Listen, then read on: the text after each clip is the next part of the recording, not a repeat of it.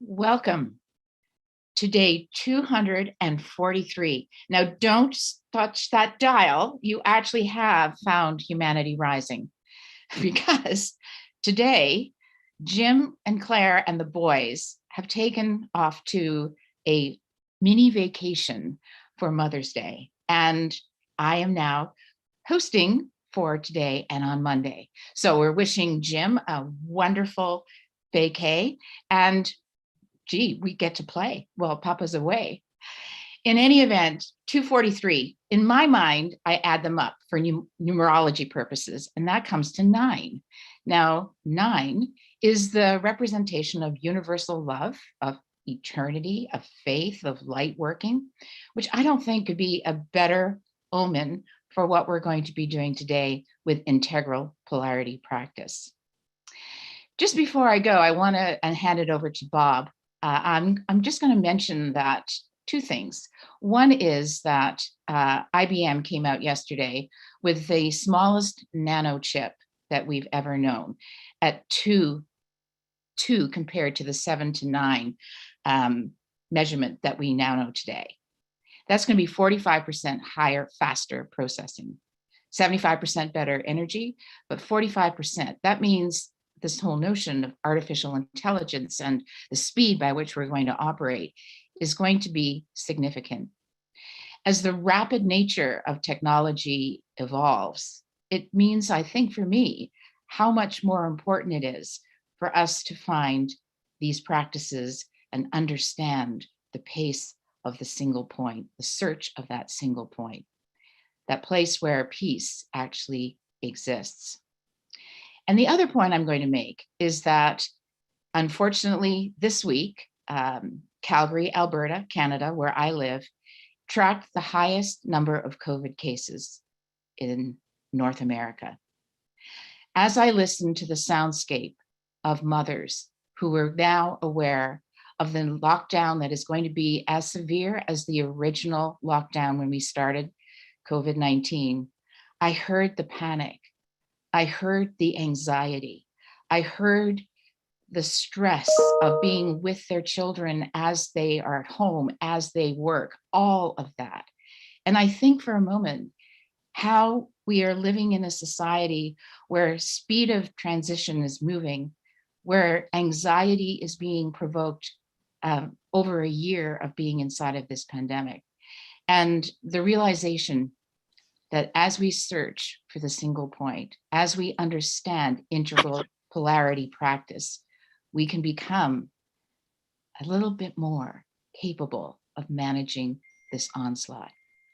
Now, I'm not going to do the meditation this morning because I'm going to hand this over to Bob Rees, and he is going to bring us into the process, which will include a meditation.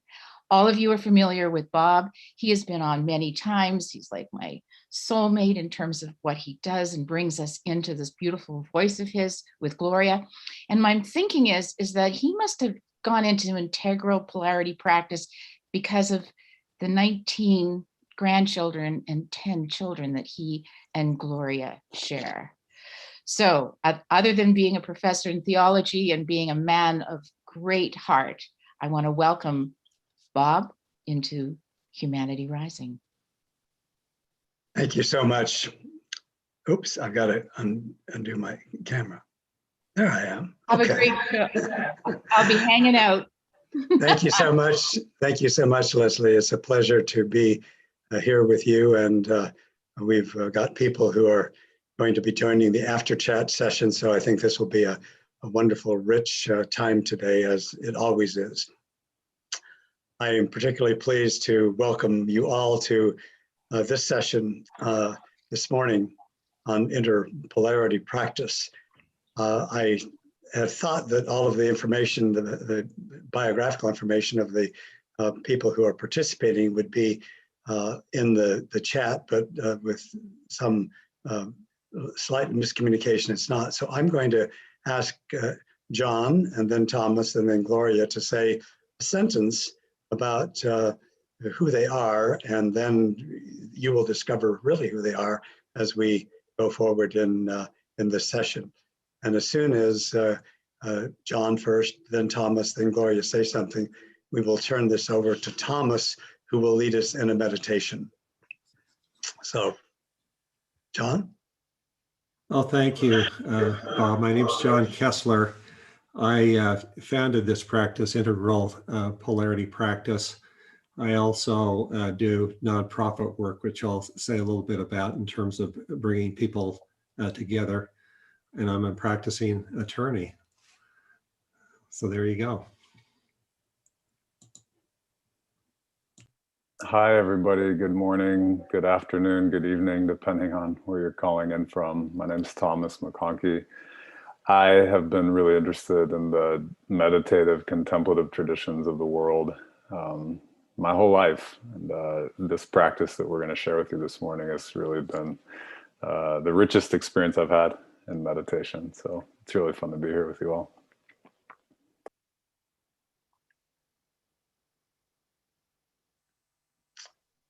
Gloria. Says unable to start video. I don't know what's going on. We'll hear your voice. Yes, indeed. Try it now, Gloria. All right. Still says unable. Your host has stopped it. Let me try it again here. Try it again, Gloria. It's not responding.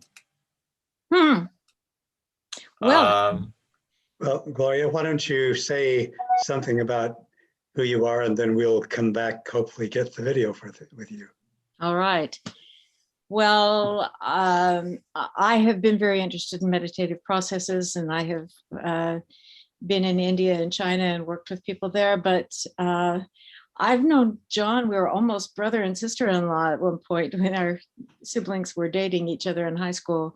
But the chance to be with him and what he has done has made such a powerful experience for me to understand everything else in a more holistic light. And Bob and I have been married about 3 years now, and I'm so happy that we're both fascinated with this process. So Thomas, it's now yours. All right, excellent. Thanks, everybody. So just a brief warm-up meditation as we get into the practice today. Go ahead and let your body start to settle into a posture that feels comfortable, natural, uncontrived. You're just sitting, but also in a way that allows you to be really alert.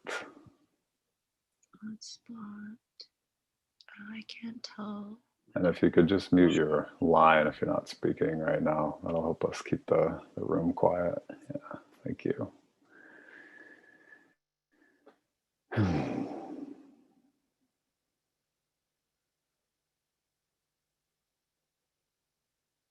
So I want you to just start to notice, starting with the physical body, just all the movement in the body.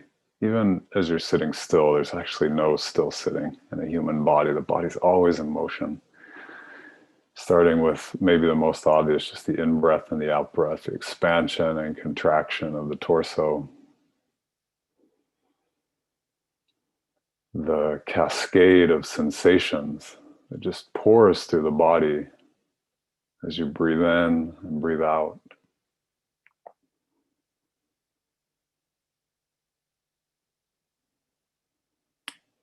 Feel the micro adjustments to the posture moment to moment. The shoulders rise and fall with the breath. The belly expands and contracts. There's blood circulating through the veins, air through the lungs, firestorm of electrical activity in the brain.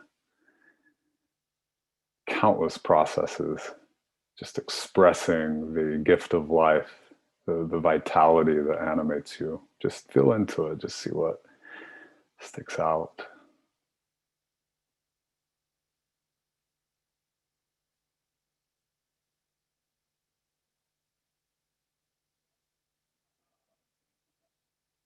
As you start to settle in, you might become aware of a kind of tingling aliveness as you really enter deeper into sensation.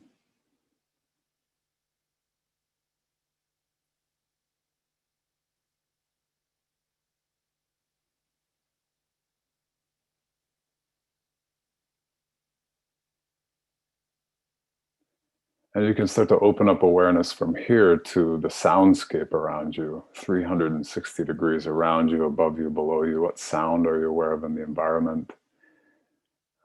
What sight, if your eyes are open, just the colors, the shapes, the shades, the objects, where you're sitting.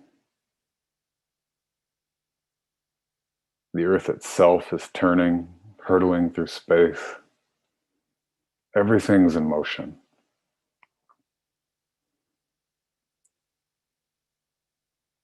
And yet the only way we can detect motion is by knowing stillness. So just fall back, fall behind the awareness of motion for a moment and just allow yourself to tune into the underlying stillness.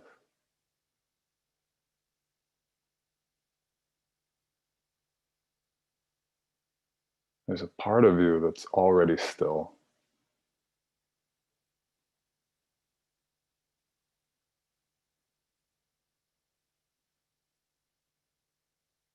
T.S. Eliot calls it the still point of the turning world.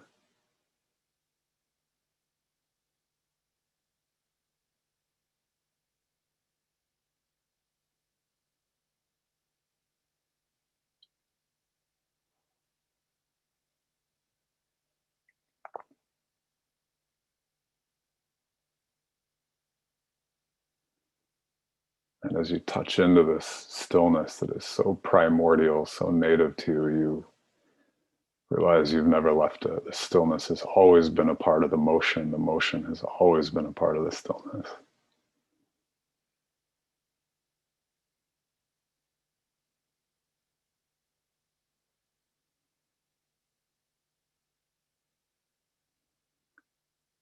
And from this place and this awareness, we can dance.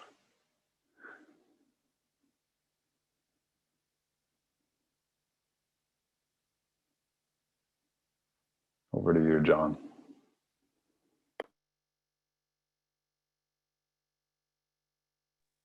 It's over to me for a minute or two. Sorry about that, Bob. Thank you. Over to Bob.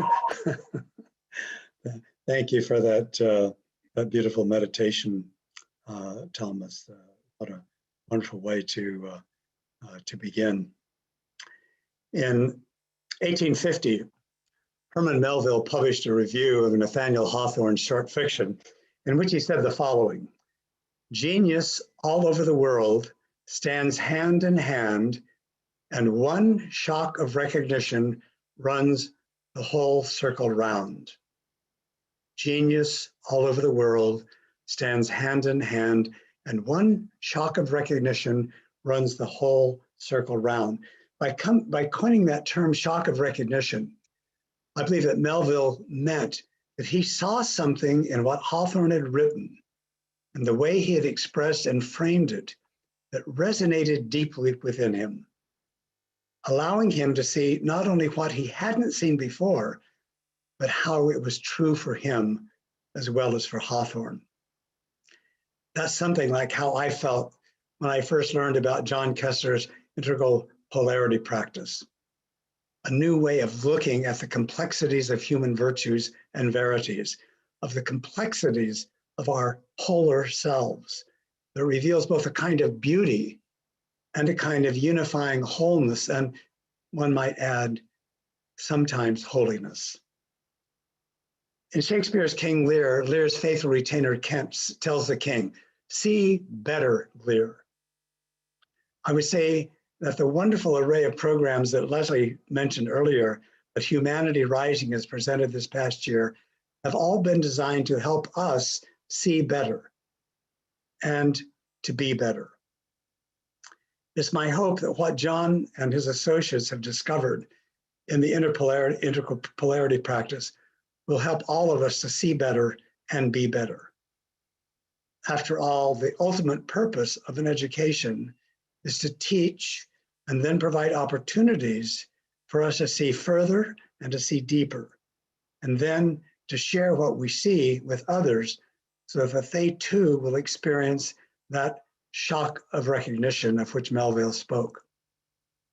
John calls interpolarity practice a practice, but I see it as more than that. I see it as a new paradigm for understanding not only the rich complexity of ourselves, but how we relate to one another in deeper, richer relationships. Our hope is that today you will come away from this session not only with a deeper understanding, but with excitement about how IPP can help you see and be better. As Ken Wilber says of John's work, there's nobody doing more leading edge work on the integration of Eastern and Western approaches to consciousness and growth than John Kesler. His fully integrated approach includes conventional and contemplative dimensions of psychology and spirituality, spanning body, mind, spirit, and shadow.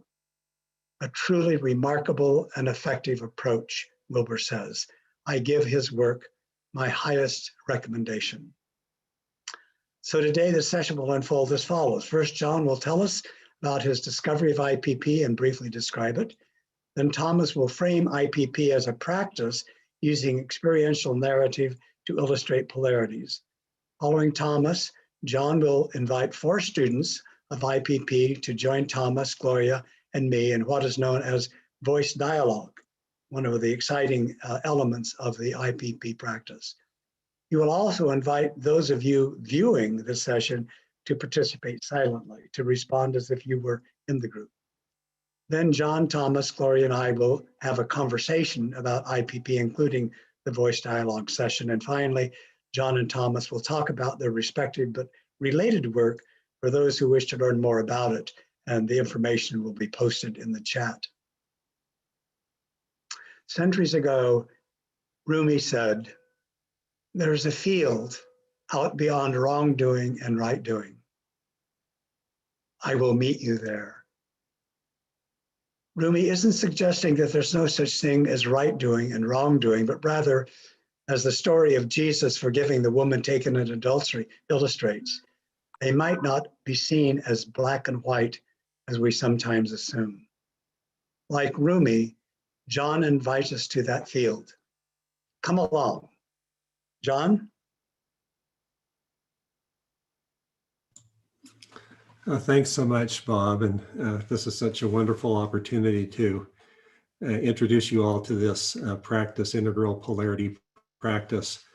We thought it might be helpful just to tell the origin story for a few minutes about how IPP, as we call it, came about. I was trained by Genpo Roshi in the big mind process, which he discovered that he could use voice dialogue, a Jungian therapeutic technique, to speak not only to aspects of the self, like the vulnerable child in classic voice dialogue, but to transcendent voices. And so I was trained using voice dialogue as a part of this Zen practice, and was one of the first qualified to be a large group teacher of this practice. At the same time, though, I have always been a student of human development. I was a founding member of Ken Wilber's Integral Institute. And once I was qualified in the big mind process, I took a group of people and said, why don't we explore speaking to voices, exploring aspects of the self and talking to aspects of the self along the developmental spectrum. And so for a couple of years, we explored that. And one of the interesting things was that when I spoke to a particular aspect, a very primary aspect of the self, such as desire, another voice would want to speak up, and it tended to be its polar opposite. And so just kind of organically, we began to play with polar opposites like desire and aversion, or agency and communion. And from that concreteness of the poles and then the subtle flow between them, it was just natural to try to find that point of peace, as Leslie mentioned. That I called it a still point. It was a meditative place that would bring a polarity to a resting point. And so that became the basic framework for integral polarity practice. And Ken Wilber became aware of it and became a sort of a fan of the practice. And he invited me to participate in a group he put together called the Integral Spiritual Center. So I became a founding teacher of that group and met with, for a couple of years, a couple of times per year, with a group of other teachers such as Genpo Roshi and Ram Dass and Father Thomas Keating and Rabbi Zalman Schachter Shalom. And I'd always tried to sort of hold this IPP practice in a way that was consistent with my own Christian and Mormon background and tradition. But I found in that context that it fit well with virtually any tradition. It was really kind of a trans-lineage approach to that stillness, that integrated flow, and high functionality. About at that time, a friend of mine who was a colleague of Dr. Suzanne Cook-Greuter contacted me and said that Dr. Cook-Greuter, who's a world-renowned developmental psychologist in the field of ego development, was interested in my practice because I didn't realize at the time that polarities were becoming a very important marker in terms of understanding how people at different developmental levels worked with reality, processed information. And Dr. Cook-Greuter kind of took me under her wing and guided me a little bit in terms of aligning my practice not only with the Ken Wilber's stages of development that he liked to use, but the sort of the research-based stages. In that process, I became very interested in the theory and work of a colleague of Dr. Cook-Greuter, Dr. Terry O'Fallon. She was developing a stages model, which is in that same school of ego development based on Jane Lovinger's work a long time ago. And I felt so comfortable with that I got trained in the stages model and certified as an assessor of human development. And Dr. O'Fallon asked me to be one of a group of 4 to handle the research of trying to validate whether her theory held legitimacy in terms of studying and reflecting higher stages of human development, the highest stages that have been projected. And so I worked on that for a while. So, all of that came together, and that was almost 10 years ago. And I've been working with integral polarity practice since, and probably in the last couple of years, it's deepened and enriched as much or more than it ever has in any previous period of time. So I'm just excited to be here to be able to share this practice with you a little bit. And Thomas McConkie is a senior teacher of IPP. He's the one really you might call fully transmitted senior teacher of IPP. And he'll help us work with a little bit, introducing what polarities are and how you work with them, and how IPP builds on what the cutting edge of polarity work is. So Tom, let me just turn that over to you for a few minutes to make this introduction. Wonderful. Thanks so much, John. I got to say, I've known John. I've been working with him for many years. I met him back in 2007. And to this day, when I hear him talk about the origin story of IPP and where it's from, and just, how John shares so beautifully, I feel like a kid at Disneyland. It's just quite a remarkable practice. And I really love the opportunity to share it over the years. So what I want to do for the next 15 or 20 minutes is just kind of like help you start to get into the mode of polarity practice. In order to practice with polarities, we need to be able to see polarities. And that actually turns out to be like kind of challenging because we're so socialized and educated into a way of seeing where everything's black and white, like Bob was pointing to just a moment ago. So I want to just share a brief story and then invite you into an exercise that will lead us into the meditative process, the voice dialogue that John's going to lead. So the story goes like this. I was sitting in a chapel maybe a few years ago, about 5 years back. I was sitting in a chapel, just a Sunday service. And there's this beautiful man. He's an Italian concert pianist, and his name is Massimiliano, which is just fun to say, Massimiliano. And he got up to talk, to kind of address the congregation. And he said something to the effect of, he was offering just gratitude for his life, praise to God. And he said, "I'm grateful for everything that God has given me and for everything God has taken away." And it was particularly when he said, "I'm grateful for everything God has taken away," it's like I felt this wave move through the chapel and the congregation. Like, it's as if everybody like, oh, just took this out breath, and like something in them felt so relaxed, like they had permission to be both of those things. Like, so often we're oriented towards, oh, I'm so grateful for this blessing. I'm so grateful that I got this thing that I wanted, that I was praying for, that I was hoping for, that I was working hard for. But then all of a sudden, like this beautiful Italian man, he presenced the other side of a polarity that we don't always see and bring into awareness. And he pointed our awareness in that moment to how powerful it is, like when we lose something, actually, that we weren't ready to lose. Sometimes we describe that as grief in human life, or disappointment, sorrow. And yet, intuitively in that moment, he helped us all see and feel together that like there's incredible richness in the opposite experience of gain.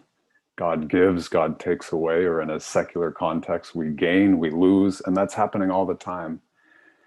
And to me, that's just a beautiful moment of polarity practice, when we actually learn to see both sides, which end up being like two sides of the same coin.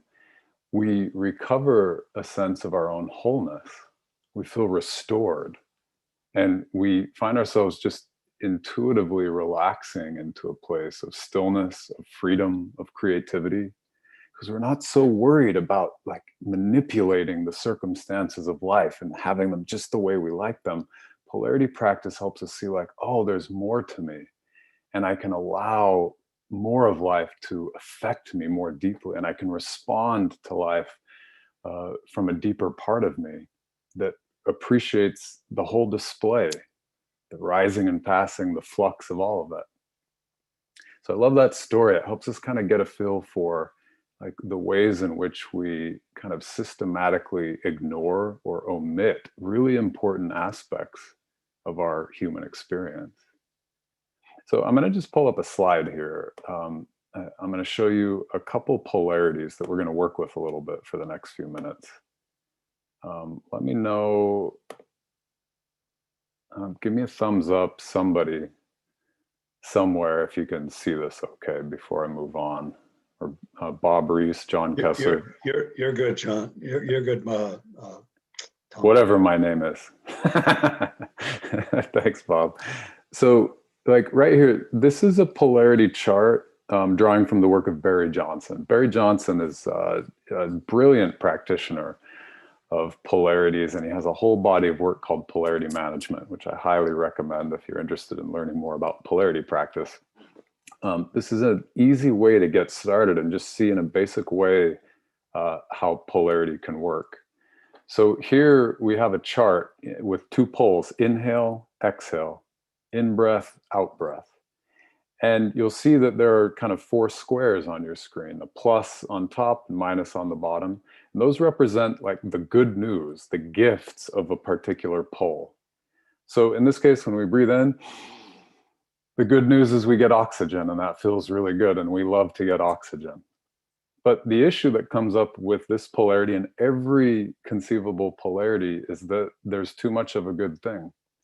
If I just breathe in and keep breathing in and keep breathing in, that really good news of oxygen becomes bad news, because carbon dioxide is piling up in my system, and I start to feel that it's actually toxic for my body. So really naturally, after breathing in, at a certain point, when the carbon dioxide builds, from a biological point of view, it's just inevitable that I'm going to crave the other pole. I'm going to want to breathe out, right? So this is exhale. And if you kind of follow the infinity loop, we start with the good news of inhale, we're getting oxygen, but then that good news turns into bad news. So we have to we move to the other pole. And that cleans out the carbon dioxide in our system. And that feels amazing. Now exhale is like the best thing on the planet. It's all we want.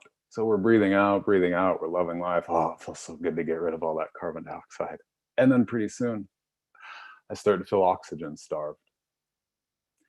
So I'm gonna just like give you 60 seconds. I want you to like really feel, you know, the poles here, like to breathe in, feel how good it feels until it doesn't feel good anymore. And breathe out, feel how good that feels until it doesn't feel good anymore.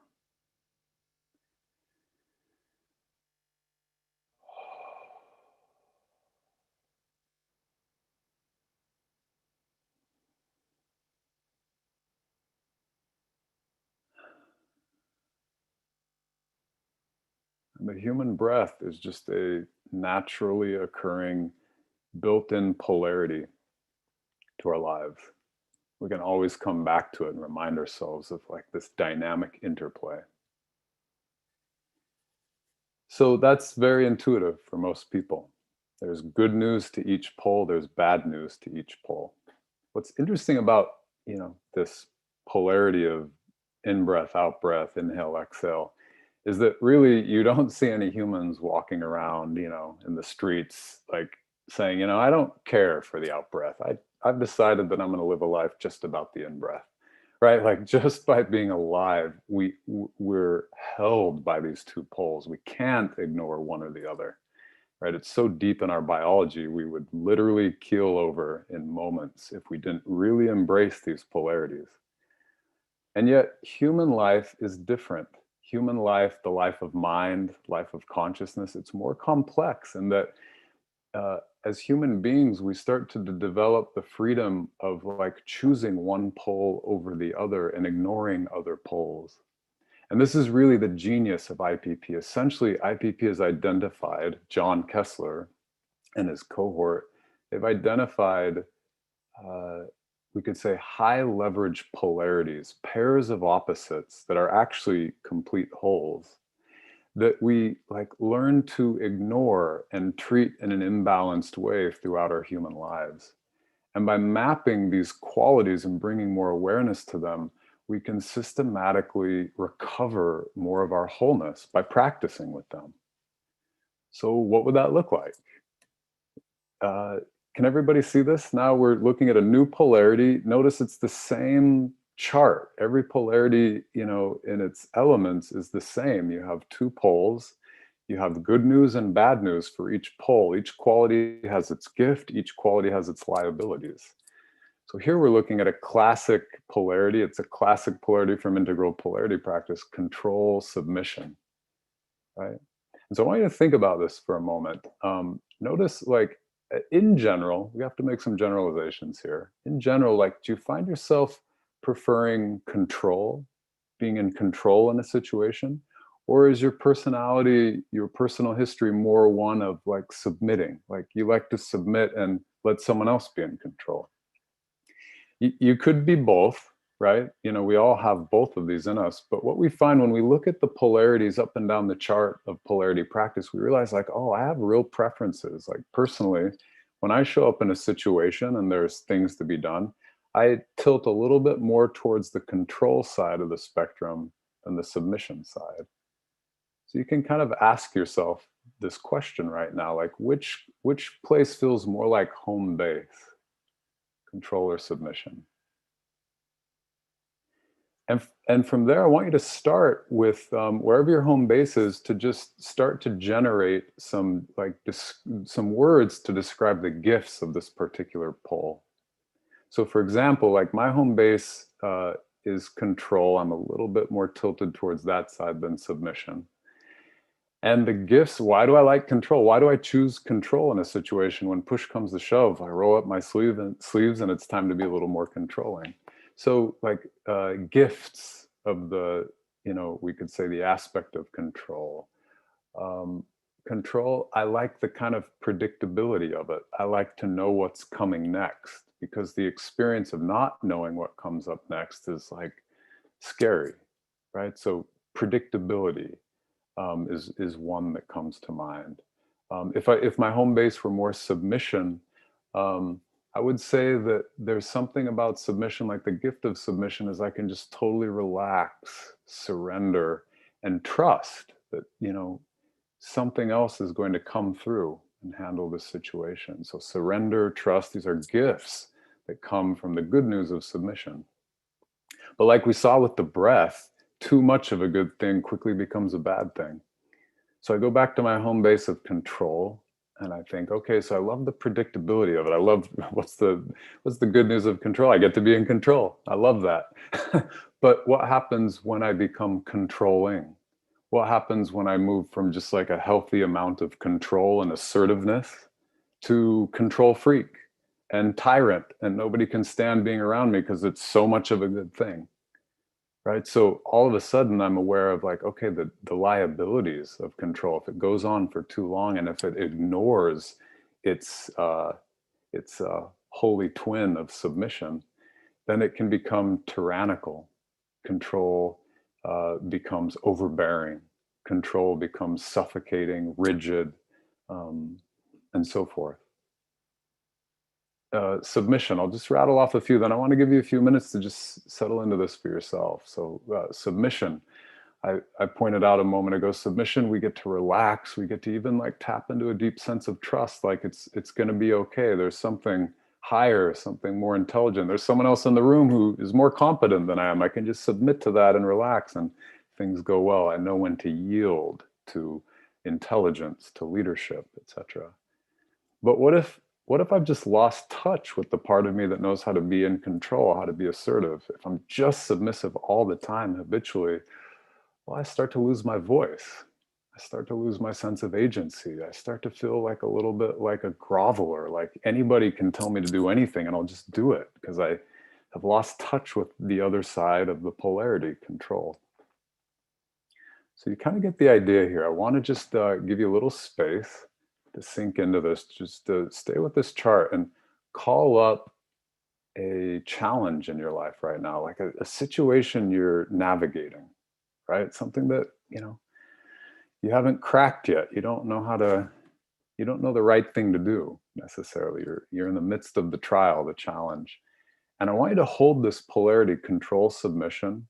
And I want you to kind of bring some awareness to the gifts of control and submission, the liabilities of control and submission, and just kind of notice like where you are in this particular polarity, this particular chart, if you've been maybe neglecting or ignoring some of the gifts from the other pole.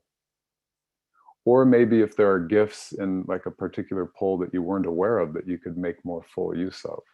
Another way to say that. So I'll give you just 2 or 3 minutes with this.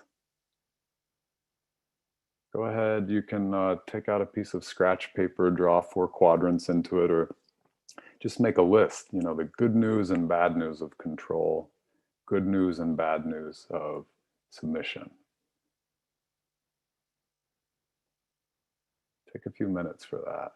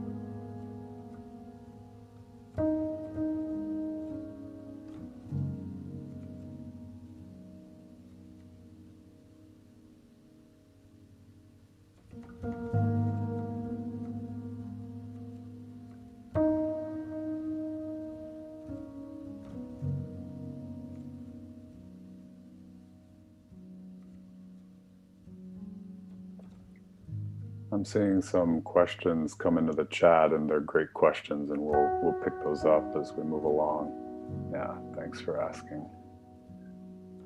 Just take another minute to just get a feel for the gifts and the liabilities, potential pitfalls of these two qualities, control and submission. Just feel into how they're working in your life. Feel them in your body, feel them in your heart. Feel the way they're expressing through you in your life.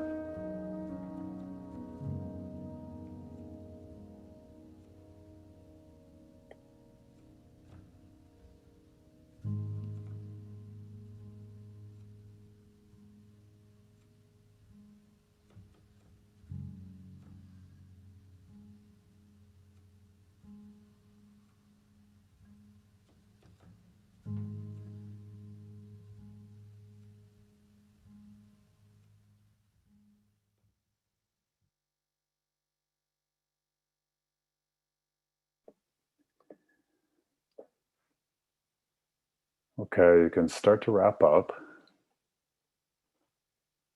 We're going to be moving into some voice dialogue here in a moment. And the last thing I want to say before I turn the time over to John is that so far we've looked at polarity practice in terms of how to see these opposites and how to hold more of the gifts in the wholeness of who we are. What's really powerful about IPP and unique about it is that it teaches us to go to a place that's actually beyond just one pole or the other. We're not just bouncing around forever back and forth between control, submission, gain, and loss. There's actually a still point we can find that holds the potential, the possibility of the entire field, which really opens up a totally new order of freedom in our lives. So with that, I will turn it over to you, John. Yes, thank you, Tom. And if those who were going to join me in doing a little facilitation could turn on your videos and just stay on mute until you become part of a facilitated answer. So we'll just model for a moment, building on what Tom did of moving back and forth between polarities and balancing them to IPP, which really builds on that, being able to better hold the whole field of it.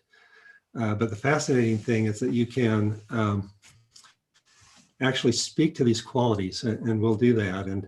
And we've learned that a person can go through many sessions and not even comment at all and get a lot out of it because you choose to just listen and participate silently. And I would invite all of you who are watching to do that as well. But I'll just speak to the people who you can see visually who are part of the panel. In addition to Bob and Thomas and Gloria and I, we have Catherine Lang, Michelle Larson, Lee Smith and Gloria Pack, who have joined us. They'll have various backgrounds and various levels of experience in IPP. So it's just fun to sort of be in the play of working with this.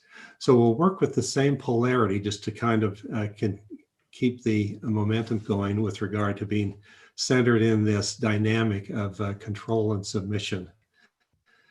So what I do is I ask to speak to a particular voice and then say, who am I speaking to? And in this setting, they won't really need to say that back, but say it to yourself. I'd like to speak to this particular quality. So to all of you here in this facilitation group, I'd like to speak to the voice of control, please. Who am I speaking to? Okay, as control, tell me what your job is. What is it that you do in service of the self and perhaps others sometimes?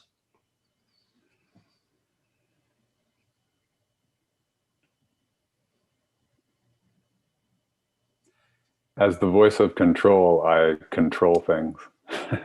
Okay, right. Yeah, pretty basic. You control things. That's your job.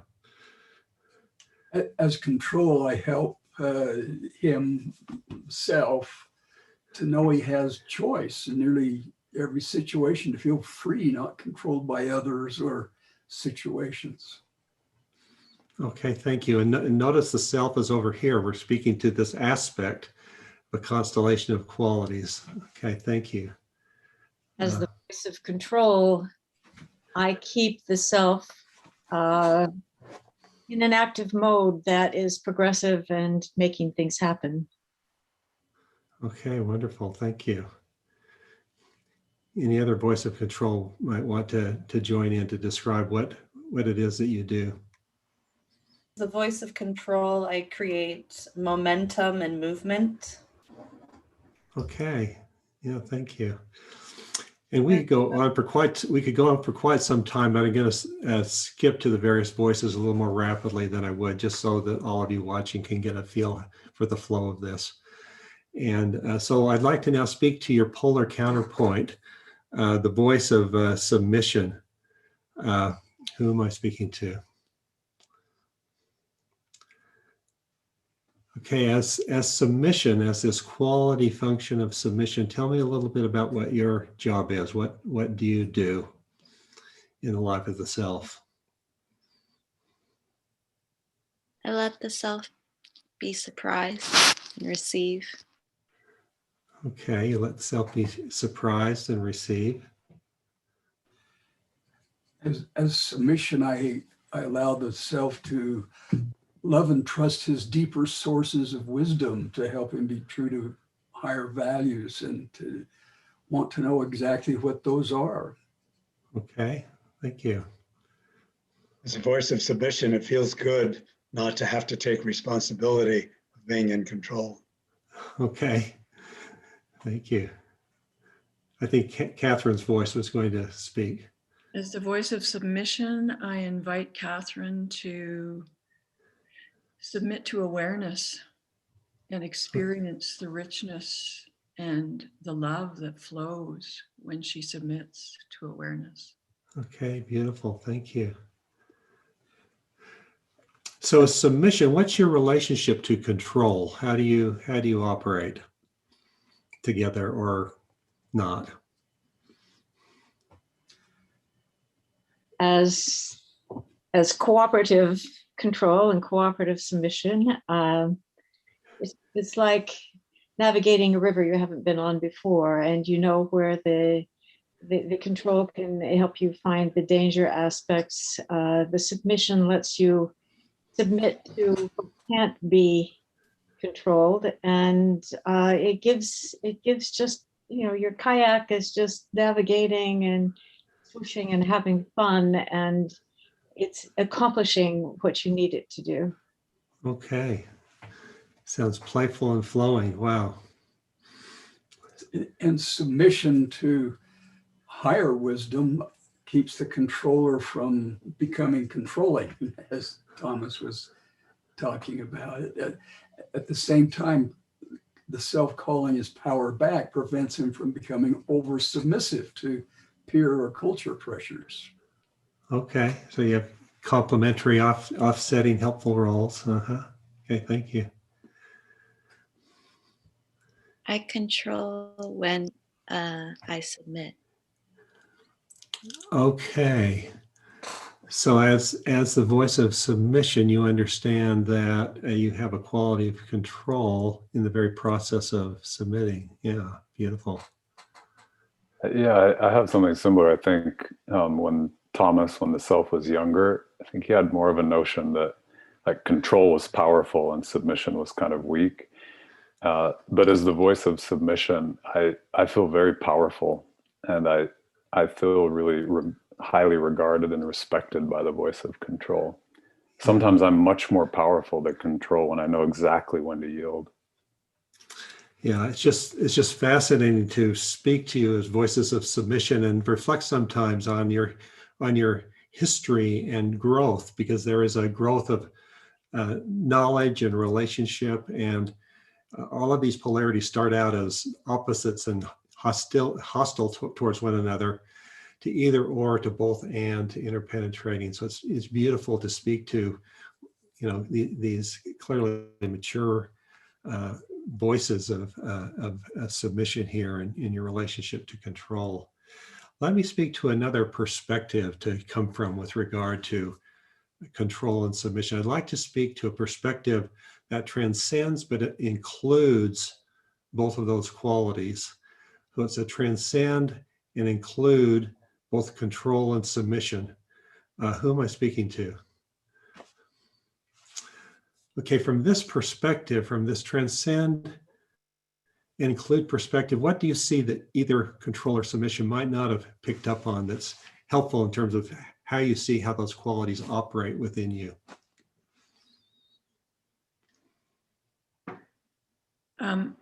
As transcend and include control and submission, I have such a sense now of the balance and the need for both, that submitting to awareness, I experience this flow of love that makes everything safe in the world, like very secure attachment feeling. And then as the voice of control, what Catherine's experiencing is this control brings truth. And so its submission brings love, and the voice of control is this truth inside her. As the voice of control, I can like be a guardrail or point out that's hostile, that's passive aggressive. And so it's this amazing life experience, freeing and liberating, that Thomas talked about, of being filled with love. And so there's not aggression. The control is just part of that flow of love and truth. Well, thank you. Thank you.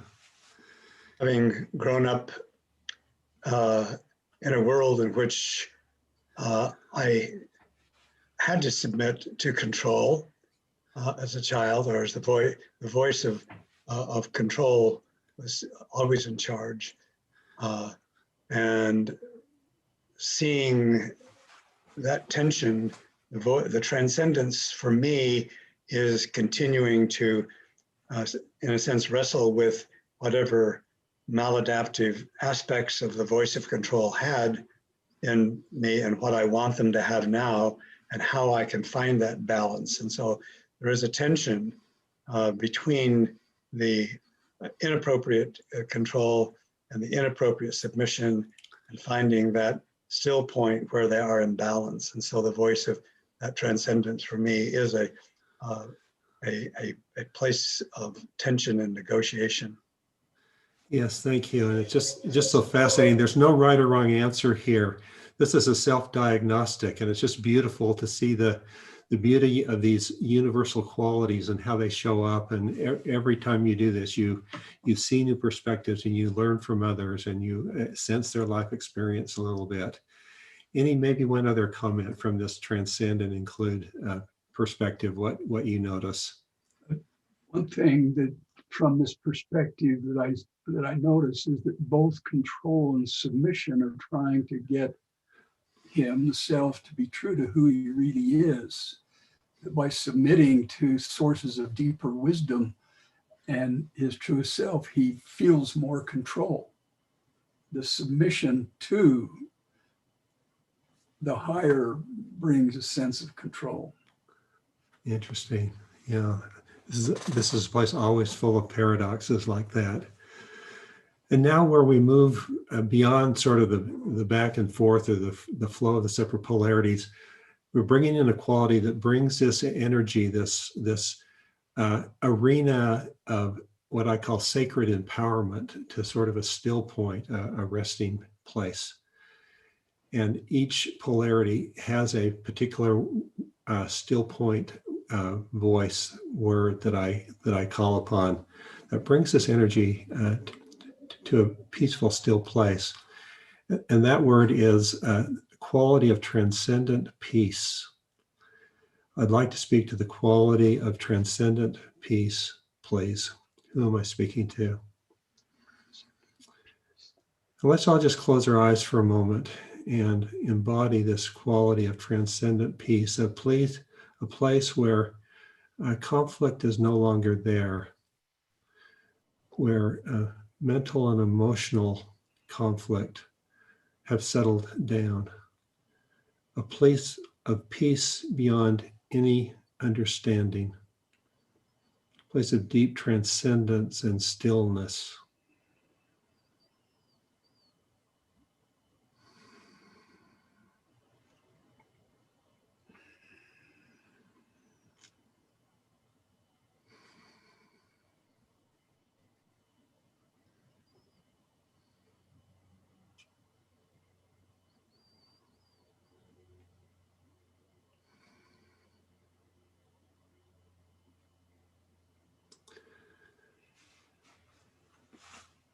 As transcendent peace, could you share what this feels like? What comes up for you from this place?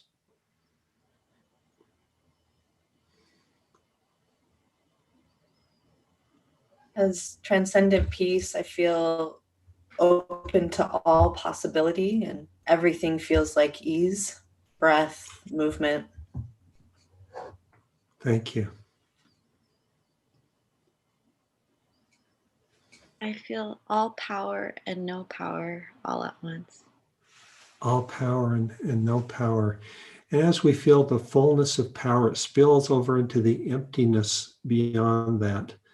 And then the feeling of the empty fullness, the translucence of that fullness and emptiness being there. It's just a beautiful expression of both of those qualities.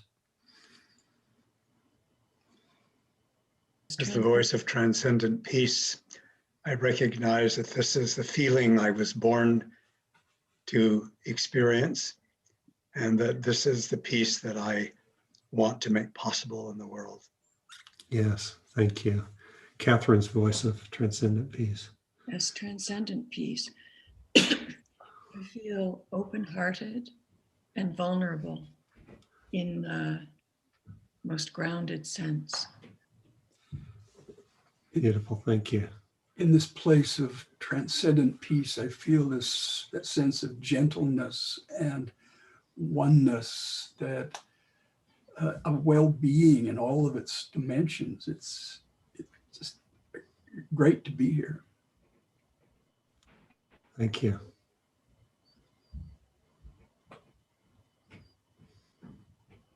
Yes, transcendent peace. Much like Gloria Pack was saying, I feel everything with me, and nothing about me. It's everything is given and everything is taken, and it doesn't matter because there's such peace. Yes, thank you. And there's no offense being taken by anyone. That, feedback is not offensive, it's valuable. Yeah, thank you. And from this place of deep stillness and peace, I refer to it as the still divine center, or virtue of being. There naturally arises an attitude, a less egoic or non-egoic quality that flows directly from this, a quality of our divine nature, I call it. I'd like to speak to that voice. I'd like to speak to the voice of transcendent humility, please, that's deeply tied to, connected to, arises out of transcendent peace. Who am I speaking to? Transcendent humility. As transcendent humility, what are some of your gifts? Where are you for the self and others? As transcendent humility, I open the door to a better way, to deeper enlightenment, to principles that bring flourishing, and both for the self and for all around. Thank you. As transcendent humility, I don't know who I am or what to do, but I just have the deepest trust that a love beyond me can live through me and speak through me. Yes, thank you. From all of these still points, it's really all the same place. It just is a portal that opens up to a quality of divine light and love and connection with all things and life. And that's just a beautiful expression of what just flows from this place. As transcendent humility, I help create a safe nest for myself Safe and nest. others to grow. Thank you. As transcendent humility, all action is mine, and all of my action is everyone and everything else's. Beautiful, thank you. From this place of transcendent humility, the little ego and separations are gone. There's a sense of openness to oneness. Yeah, thank you. And from a place of this deep stillness and a quality of this transcendent attitude of humility naturally arises a quality of doing as well as becoming. I call it a quality of divine engagement, and that quality that naturally arises is a quality of transcendent, inspired influence in this arena of power. I'd like to speak to the voice of a transcendent, inspired influence, please. Who am I speaking to? Inspired influence. As transcendent, inspired influence, what are some of your gifts that you share or provide the self and others?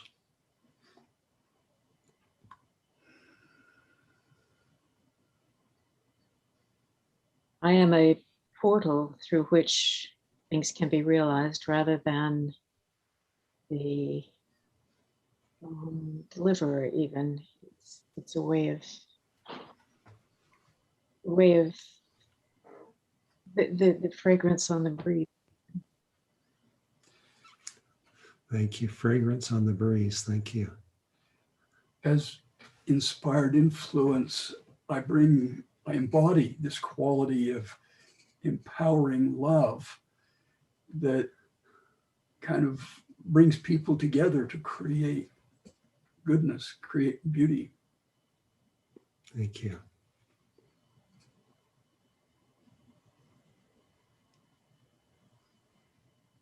As inspired influence, I'm aware of just profound intimacy. Influence is to flow in, and there's an influence and an outfluence. And just by being alive and present in this world with you all, I'm giving influence, receiving influence, and it's one. It's totally intimate. In that regard, do you tend to be firm or do you tend to be gentle That's this inspired influence. Whatever I need to be. Whatever you need to be. I feel just gentle in this moment. And both at the same time. And just to bring up another quality of each of these virtues of doing has a polarity flowing through it to demonstrate it when you move in the direction of the embrace of all multiplicities, of embrace of all creation. We always have a polarity. One is firmness and gentleness, and sometimes a gentleness of power is what people think of, but sometimes there's a requirement for a firmness too. So you need to hold them both, and that's so beautifully said. And so, any of the rest of you might want to express with qualities of firmness or gentleness in terms of how you show up as inspired influence in the life of the self.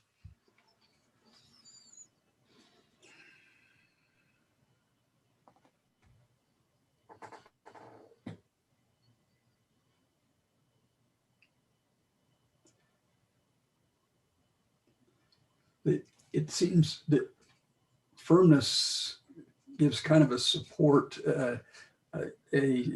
something to lean on, something to hold to. At the same time, it's not rigid, but done in kind and gentle, helpful, loving ways without being Thank you. rigid firmness. Thank you. I think Bob's voice was going to speak as well. As inspired influence, I embrace complexity and unity and diversity and all of the qualities that are necessary to have a loving influence. Okay, thank you. As inspired influence and the quality of gentleness, I am having more and more of an influence on Catherine, whose bias has always been firmness and control. And just the miracle of life unfolding when, as inspired influence, I encourage Catherine to sit back and support the life force that flows through all of us, each of us. Yeah. Yes, thank you. Why don't I just take a meditative moment to kind of hold what we've been experiencing together, this arena of power and potential conflict, of control and submission, and how from this place of centeredness, of deep peacefulness and openness and fullness and emptiness, it opens us up to just allow light and love to flow, non-egoically, to be present in the moment, to sense through utter humility how to be appropriate in the moment with gentleness or firmness, whatever is called for. And this is the quality of IPP, the qualities that are brought up in every polarity. And just like this polarity is a polarity of sacred empowerment, there is a sacred quality to each dimension and level of ourselves to notice where we're stuck, where there's pathology, where we need to be integrated, and to learn how to bring that all together, allow that to flow from a peaceful center that allows integration and flow and fluidity, that everything can be guided from this still place, from one's deepest source of inspiration and creativity and light and love and connected to all things. And so IPP is it's a structure, it's a particular practice, and I find it helpful to my other life practices and my own tradition that I practice in. And just taking a few moments to share how we work with the polarity and how we work with polarity through the full spectrum of ourselves gives you a little bit of a taste of how you're always having an opportunity to be in a diagnostic, therapeutic environment, but also a place where you can source that deepest quality, your still divine center, and have a virtuous attitude and a virtuous actions flow out of that. How you can work at the cusp of your center of development and become more integrated, because any polarity that comes up there tends to swing back and forth. You get more integrated and flow together. And from that, you have an opportunity to feel into polarities that are maybe just a little bit beyond where you can learn to stabilize and grow. And so it's a practice I just love, a full spectrum practice for inner work and work in the world. It's just been a nice opportunity to share a little bit of an experiential opportunity with you. And Bob, maybe I could turn it back over to you, where our smaller panel group could reflect on our collective experience with IPP. So thank you to Catherine and Lee and Gloria and Michelle, and we can allow you to take your cameras off. Yes, thank you for participating in this, and for those of you who were doing so silently, to engage in this practice that I always find both challenging and enriching. And we thought now that with that exercise and with what Thomas did in our immediate experience, that the four of us would kind of talk about what this means and how it can be applied, and to just have a conversation. And I guess I'll begin by being the least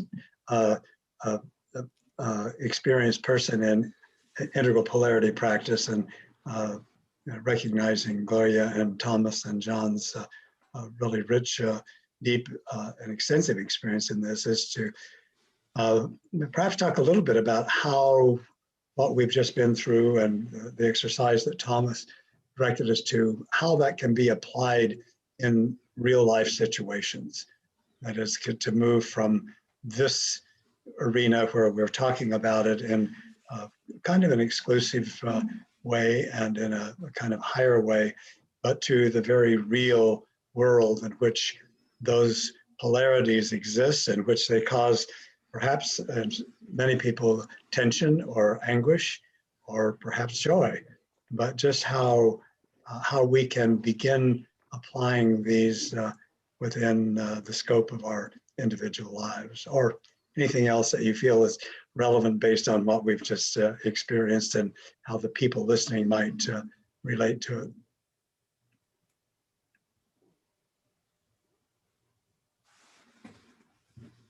Well, I think it's important, an important aspect of what John is presenting here, and it is that we're not all at the same level of maturity. And when we ascend, when we transcend, we also include, and he has this aspect of evolution and involution. And when we're going back and being with people who are in a mode that we have been ourselves, we understand that. And we're not asking of them to see through our eyes, but we are able, in our own acquired wisdom, to be able to find them where they are and to be with them in those ways.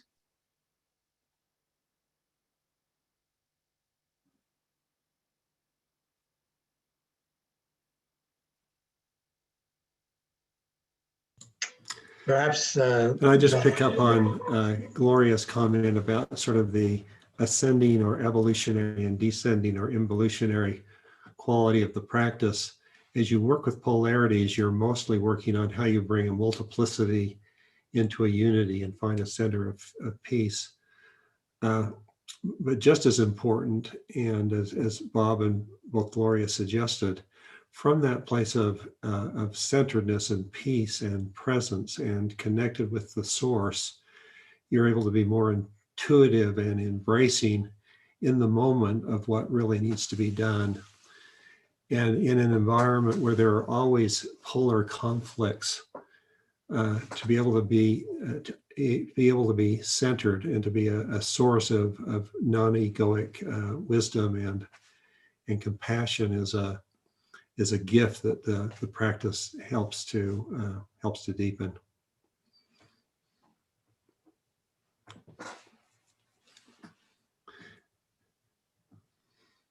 I had a comment, but I thought you were going to say something, Bob. Go ahead. Just, I'm taking your question like very literally and wanting to like, kind of offer some practical advice, because I remember how daunting polarity practice seemed as I was learning how to be aware in such new ways. But at a basic level, just the work we did in this session, you have control and submission, and hopefully through this process you get a feel for like, oh, like there's a quality of like maybe a little estrangement, there's a quality of a little distance from one or the other. So just through meditation, through awareness practice, through voice dialogue, we bring the energy back in a little bit closer. We let it into our bloodstream a little bit. So we're actually doing shadow work in that sense. And maybe before we became a little bit more aware of my own like inner control freak, maybe I just got really annoyed with other people in the world who had a controlling tendency. And then after a little polarity practice, instead of feeling annoyed by people, I feel kind of invigorated, like, oh, there's that energy again. There's that energy of control. And that's me, like I have that too, and I can express it in a healthy way. So just, this awareness practice of like, first we kind of uncover and like, it reveals itself to us. Then we start to embody and express. That whole process I've just found to be endlessly fascinating. And it's just one of like many, many, many polarities we work with in IPP, but I hope people can start to feel it in their bodies and kind of imagine new possibilities. And it's really new possibilities that, emerge from the practice when we do it. I think that both John and Thomas, you could be helpful in addressing you talked about this wonderful way in which the polarities integrate and complement one another, but we live in a world now that seems so polarly divided, in which there seems to be no space between the poles, and many people feel that our democracy is at a very fragile place because we cannot seem to find the way to weave and dance and integrate and listen and find that still point. So perhaps if you feel inclined to say something about how that could be helpful to us at this particular time. It really is helpful in how you hold conflict in society and how you can talk about it and help people.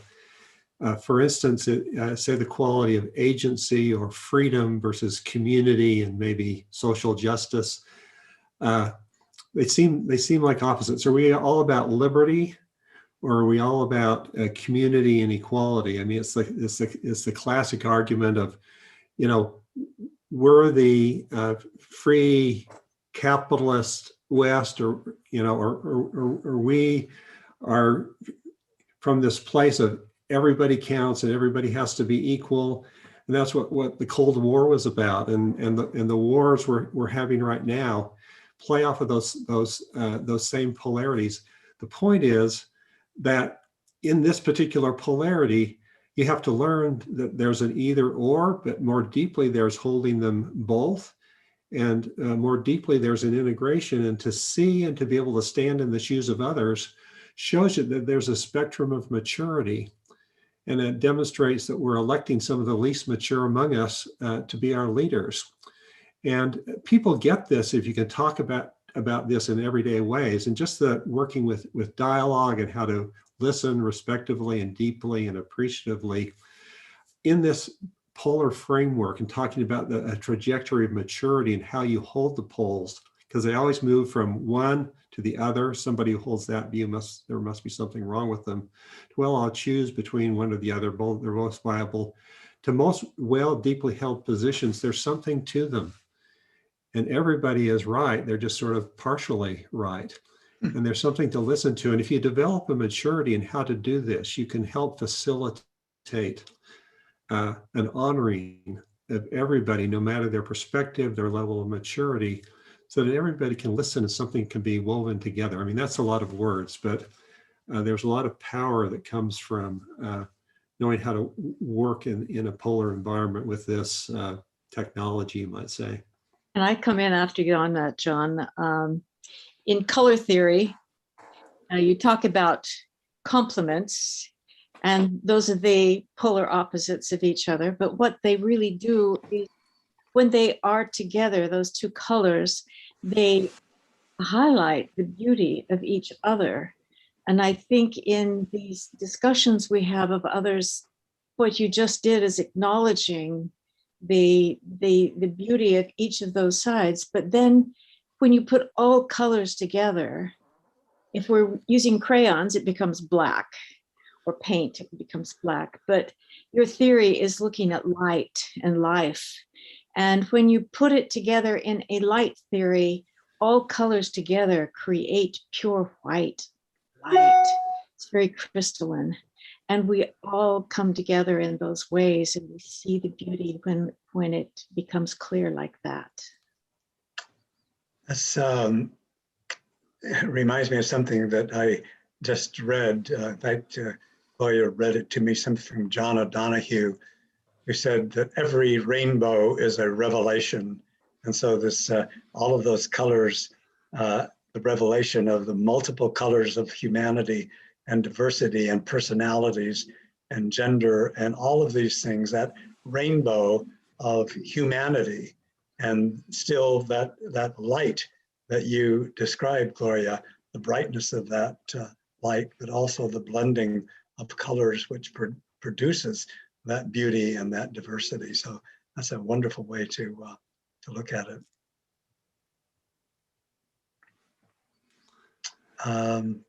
Thomas or John, do you have any further things that might help us put the integral polarity practice into our practical lives?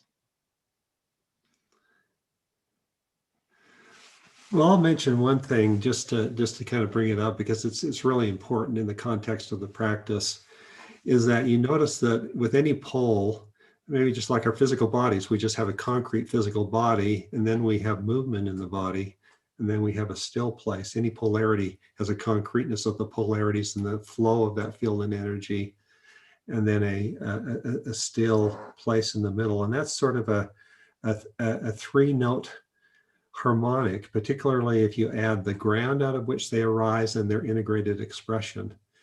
And I always try to teach IPP as being in a jazz composition, because through multiple dimensions, you can feel that inner stillness. You can cultivate that inner stillness, and you can be integrated in flow. You can function concretely in the world, and you can bring all of that together. And so there's sort of a learning in the multiple dimensions using this same harmonic that we teach as to how to be present in the world, how to be appropriate, how to be integrated, and how to flow well and deal with the concrete realities as they come up with. So that's another framing piece that we work with. It sounds very abstract, but it ends up being the concrete reality, is how to be in an aesthetic in your life, so that even in a very conflicted moment, you can play that harmony, and you can try to come from the stillest place to kind of hold the container, to be honoring of the multiple dimensions and multiple qualities and multiple perspectives that are arising. So that's one perspective I thought maybe I'd try to throw in our few minutes together. I know we're about out of time, but maybe a final comment from Tom. Thomas, do you have something you could add to that? I hesitate to add anything to that. No. It's really lovely, John. Just as a student of IPP for a long time now, I'm just always struck by the new relationships that the practice reveals. Like even in our brief voice dialogue practice today, hearing the authentic wisdom coming up from inspired influence and the relationship to firmness and gentleness. IPP just has such a brilliant way of like helping us tune into the very fine, subtle energies that animate us and that are us. And, you know, regarding the jazz composition, when we're aware of this like broad palette of colors, when we're aware of these different textures of energies, we can actually recruit them and use them and express through them. Thank So you. It's just a pleasure. Yeah. For those of you who want to know more about John's and Thomas's work, we posted in the chat the various organizations and websites where you can look at their work and learn more about it. And we are going to stay, for those of you who want to join the after chat, we'll continue the discussion of this. Before I turn it over to Leslie, let me just close with a quote from Terrell Givens. Terrell says, "Every time we turn our hearts and minds in the direction of giving meaning to our experience, we are merely and yet profoundly arranging the evidence into a pattern, the pattern that makes the most sense to us at a given point on our journey. Evidence does not construct itself into meaningful patterns. That is our work to do." So we hope that whatever this has provided, it allows you to make sense of the experience, the evidence presented here, and that it can become a meaningful pattern to you. And Leslie, over to you. Wow, that run sheet really works, Bob. You're right on time. That is amazing. And I just want to say a deep gratitude. I do have a couple of quick questions, if I may. And one is an observation, and maybe then it's a question. When I was sitting inside the polarity of control and submission, and I was working through that dynamic and that polarity, when I dropped into my heart, it disappeared. The polarity disappeared. And I'm wondering, in terms of the work of the integral polarity element, it's cognitive in its domain, and so where does the heart come in, the heart intelligence that really gives me a shortcut to that unity consciousness? Well, from that place of stillness and peacefulness, the polarities do disappear. You are in a field. And we try to emphasize and practice that it really creates a portal. And what is there? Love. Yeah. And light. And being connected with all things. And so it turns into a virtue practice grounded in awareness and love and connectedness. Beautiful, beautiful. And Thomas, when we started talking about practical examples, I thought you might bring up how the integral work has helped you in your marriage. Because I heard it, I was listening to a wonderful podcast of yours where you were talking about the control suppression dynamic and how it's brought a whole other dimension into that relationship. Integral polarity practice has saved my marriage. That's what I'm going to say about it. That's what I'll say, Leslie. Without too much exaggeration. Well, you know what? As I was listening to that, it really made sense to me. And what I really loved was when you went into that, when we go deeply into that submission element, that we're brought into the gift of kindness and gentleness. And, you know, for us control freaks, it's in that submission that we allow that gentleness and that kindness and that freedom of that beauty to emerge. Yeah, that's beautifully said. I agree. I can say, having had the good fortune of marrying someone who is deeply into integral polarity practice, it hasn't saved my marriage. It began being saved. Oh, wow, we could do a whole program just on this element of integral polarity practice. And there was one question I do want to raise that came into the chat, is that, and it was to you, John, and it came from Deanna Rice, is there anything in this work that as you reach that still point, as you go up the spiral of integral work, that you have been surprised? That something has come to you that was a complete surprise from that practice? Well, I would say that there's a huge quality of unknowing from that still place. I think, as we all realize who have had a meditative practice, and it stabilizes it stabilizes a place where you have the opportunity of just being surprised all the time. And yet, in the context of that surprise, there are some very gentle patterns that emerge. There's always love there. I can't be surprised by that anymore. There's always love there. There's always light there. There's always a quality of connectedness there. And yet I can find myself doing something in the moment that I would never have thought of doing because I'm more connected to the inspiration in the moment. Beautiful. It's kind of like that notion of knowing and unknowing, you know, that moment where those two come into that still point. Yeah.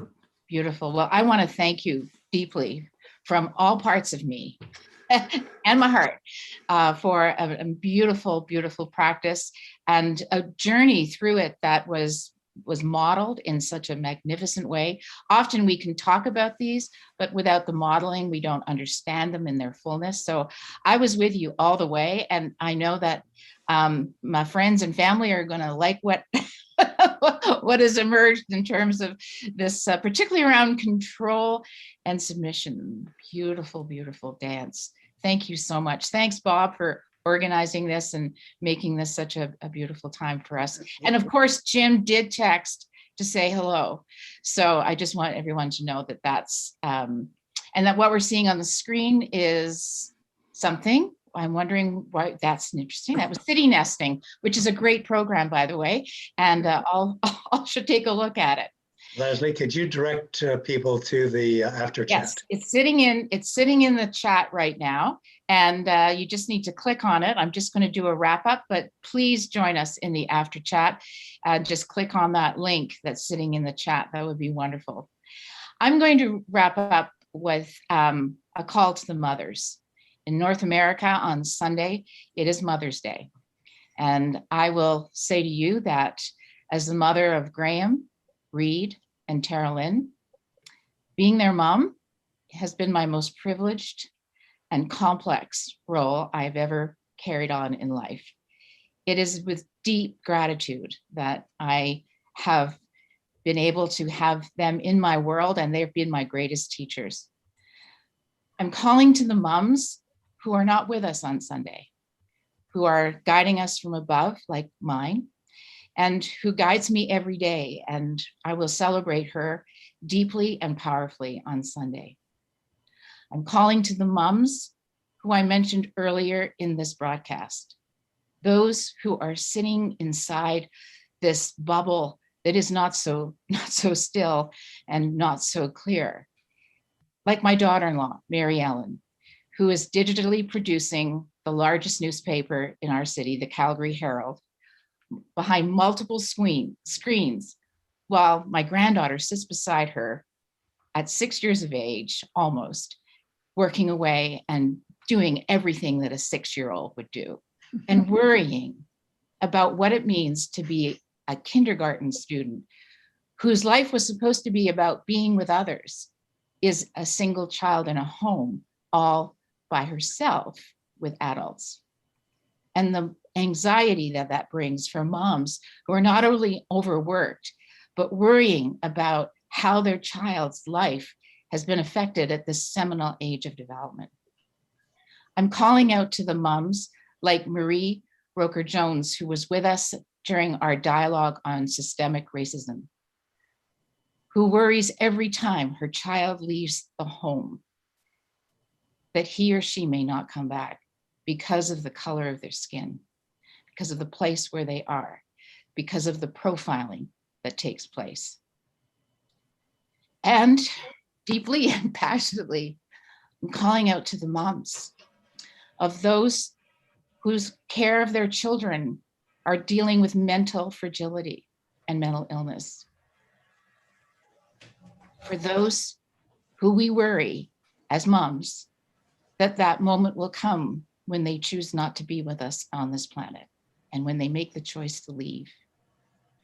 I call out to those moms because they hold the sacredness of motherhood in such a powerful way as they wish to control the life of a child and that decision, and yet have to submit to that fact that that is a choice of that child.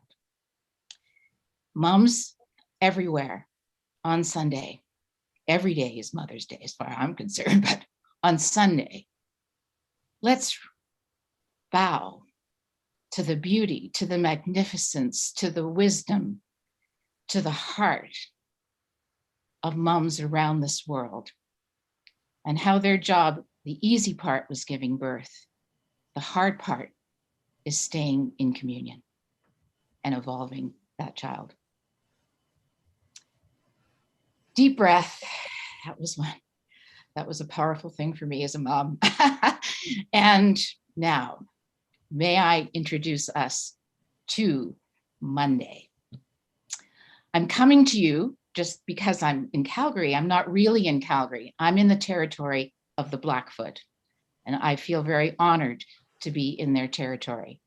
And on Monday, we're going to celebrate with the Indigenous leadership for regenerative, healthy, and sustainable communities. 6 World Solutions are going to share with us their work, their advocacy in the rights of Indigenous peoples to support community-led, place-based solutions. And it's rooted in their traditional knowledge and worldviews of the Diné people.